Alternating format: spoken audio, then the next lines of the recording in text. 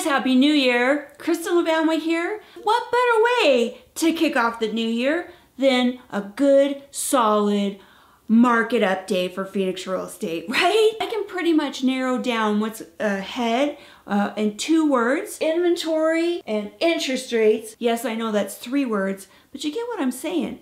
Those are the 2 driving factors right now in Phoenix real estate. Let's take a look at December. It was insane. There's not enough houses to go around in Phoenix right now. There's way more buyers than homes on the market. It's really starting to get on people's nerves, you know what I'm saying? A quick look at what happened in December. It was nuts. 2.5% increase in prices in Metro Phoenix in just 1 month's time. People were just saying, okay, dude, I'll pay more. It's not gonna continue like that. It's not gonna be 2.5% increase every month. In fact, we're probably going to see a little bit of a correction in January. In January, traditionally, we get a big upsurge in listings. Let's hope that happens. Come on, sellers, we're counting on you. You know, that'll help some.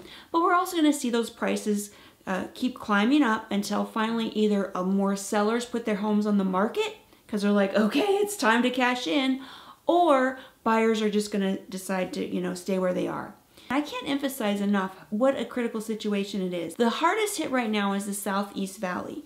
Tempe, Mesa, Chandler, Gilbert, Queen Creek. That's really, it's crisis time. In many of those areas, you're seeing less than 40 days of inventory, just a little bit over a month's inventory. Insanity. Insanity. We also saw quite a few expireds cash out at the end of the year, which made the problem even worse. So let's hope some of those January sellers kick it into gear and help out.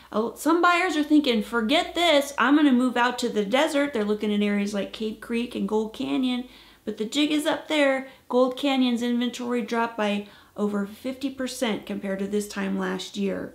Basically, buyers, get it together.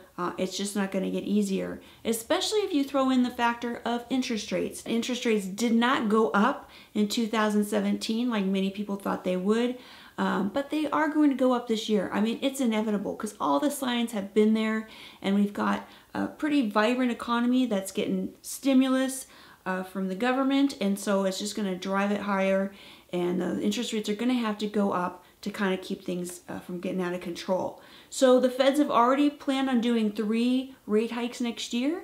They're going to be tightening the supply of money. So overall, tighter money supply typically means higher interest rates. Yeah, so in a nutshell, below $1 million is very, very competitive. If you're a buyer, just know, when you come to me and say, hey Kristin, how much lower of an offer can I make compared to the listing price? That's not the way you're going to be thinking. You're going to be thinking, hey Kristin, how many offers am I going to have to write before I actually get to buy a home? It could be like that. We haven't seen an inventory situation this serious since 2012 when it was multiple offerville everywhere you go. That's not, it sounds scarier than it is, but if you have a good agent, they can totally deal with it. But yeah, you're going to want to get ready for guerrilla warfare. If you think to yourself, well, I'll just wait, it's going to cost you, okay? Let's take, for example, if you're looking at a $250,000 house, if you can find one. Just kidding, they're out there. But seriously, that price point is disappearing fast. But let's just say you want a $250,000 house.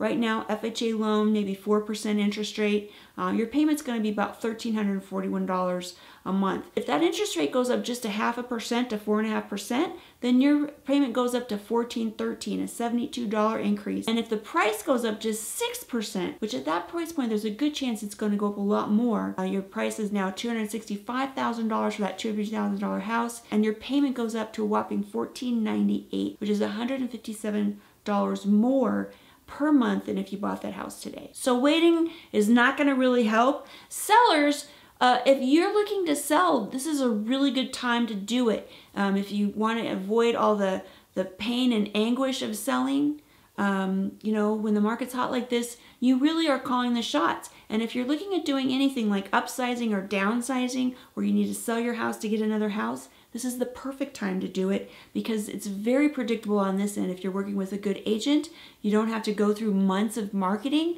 You can usually market it and sell it very, very quickly and move on to the buy side, which is challenging, but again, this is it makes it easier if the selling portion of it is kind of a slam dunker. So if you have any questions or comments, if you'd like to, hey, compare New Year's resolutions, well, you know where to find me, Kristin here in Phoenix.com. That's where. Go out there and make it a fantastic 2018.